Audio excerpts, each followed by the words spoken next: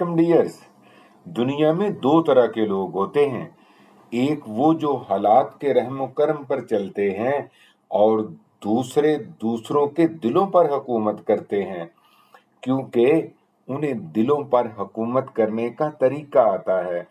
آج ہم آپ کے ساتھ دلوں پر حکومت کرنے کے، دل جیتنے کے 10 طریقوں پر بات کریں گے۔ پہلا ہے لوگوں کو اہم محسوس کروانا۔ جس کا دل جیتنا ہو اس کو اگر آپ اہم محسوس کروائیں گے تو آپ کے ساتھ جڑ جائے گا۔ لیڈر کوئی بھی ہو، چرچل ہو، نیلسن منڈیلا ہو، وہ سب جانتے تھے کہ انسان صرف توجہ نہیں چاہتا بلکہ اہمیت چاہتا ہے۔ جب ہم اس کی بات پوری سنتے ہیں، اس سے مشورہ کرتے ہیں، اس کا نام سلیقے سے لیتے ہیں، اس کی تعریف کرتے ہیں تو ہمارے ساتھ جڑتا ہے اور ہماری طاقت اس پر دیر پا اثر چھوڑتی ہے۔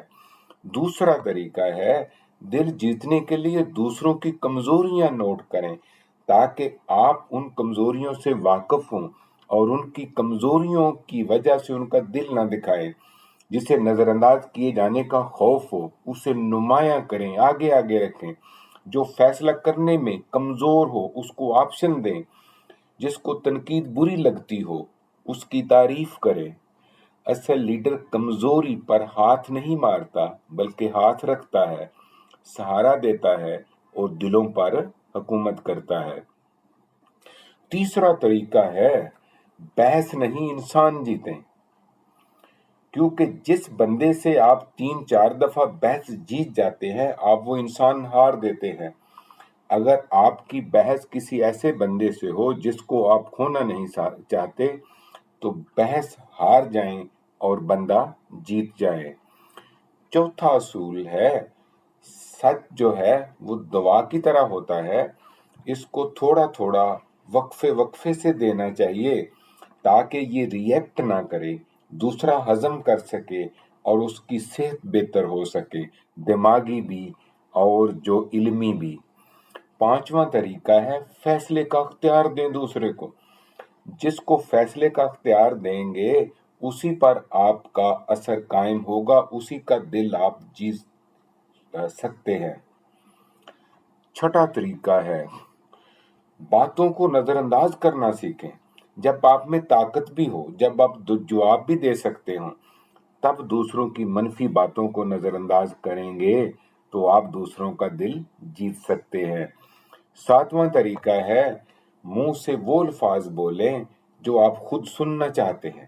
ہر دل میں ایک خواہش ہوتی ہے کہ مجھے کوئی سمجھے، اس کو قابل سمجھا جائے۔ جو شخص اپنے آپ کو قابل سمجھتا ہے وہ چاہتا ہے کہ لوگ اسے ذہین کہیں۔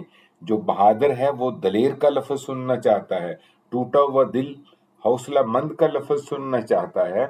تو جب آپ کسی کے باطن کی گواہی دیتے ہیں تو وہ محض قائل نہیں ہوتا بلکہ آپ پر انحصار کرنے لگتا ہے۔ آٹھواں اصول ہے مشورے سے قائل کریں۔ جب فیصلے میں لوگوں کی آواز شامل ہو جاتی ہے، جب آپ انہیں مشورہ کرتے ہیں، جب ٹیم سے پوچھ کر پالیسی بناتے ہیں، جب انہیں بتاتے ہیں کہ نئی پالیسی آئی ہے، اس میں جو خامیاں ہیں وہ ہمیں بتائیں، تو وہ انہی پالیسیوں کا دفاع کرنے لگتے ہیں۔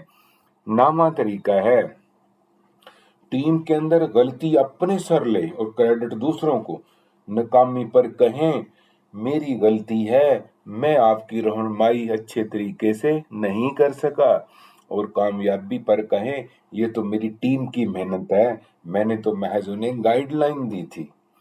10واں اور آخری طریقہ ہے کہ آپ لوگوں کی ضرورت بن جائیں، وہ آپ کے بغیر اپنے آپ کو ادھورا سمجھیں۔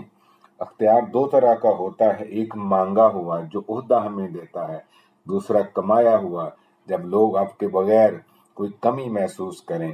جب آپ کسی کے مسئلے کا حل بن جاتے ہیں لوگ آپ کو کھونا نہیں چاہتے۔ یہی تو اصل طاقت ہے۔ اور دوستو یہ ہیں 10 اصول۔